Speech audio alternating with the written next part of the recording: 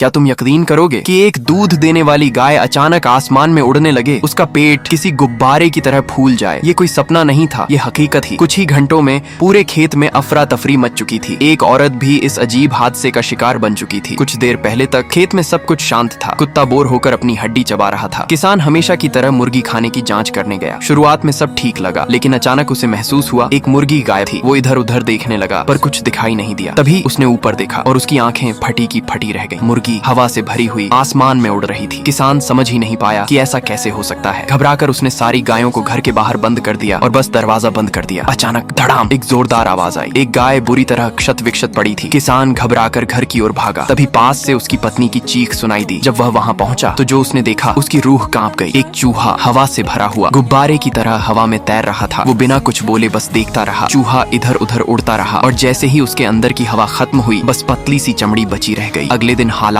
और बिगड़ गए। अब कुत्ता भी गुब्बारा बन चुका था। किसान ने एक अजीब सा प्रयोग किया। उसने गाय को ज्यादा दूध पिला दिया, मानो उसे स्वर्ग भेजना चाहता हो। पास खड़ा सांड ये सब देख रहा था। वो खुद को रोक नहीं पाया और गुस्से में दौड़ पड़ा, लेकिन आधे रास्ते में ही उसका शरीर भी हवा से भरने लगा। गाय की जगह बिल्कुल सही थी। किसान ने पीछे मुड़कर देखा तक नहीं। वो दूध दोहता रहा जैसे कुछ हुआ ही ना हो। अब तो हालात पूरी तरह बेकाबू हो चुके थे। किसान का ट्रैक्टर भी गुब्बारा बन गया। अब वो उड़ने का एहसास कर सकता था। तभी हवा में चूहे की लकड़ी तैरती हुई गुजर गई और देखते ही देखते ट्रैक्टर आसमान में उड़ गया। हजारों रुपए हवा में उड़ चुके थे। जब किसान घर लौटा तो सबसे डरावना मंजर सामने था। उसकी पत्नी भी गुब्बारा बन चुकी थी, लेकिन इस बार काफी ज्यादा फूली हुई। उसे एहसास भी नहीं हुआ और आसपास के लगभग सारे जानवर अजीब तरीके से बदल चुके थे। ये खेत अब खेत नहीं रहा था। ये एक डरावनी पहेली बन चुका था।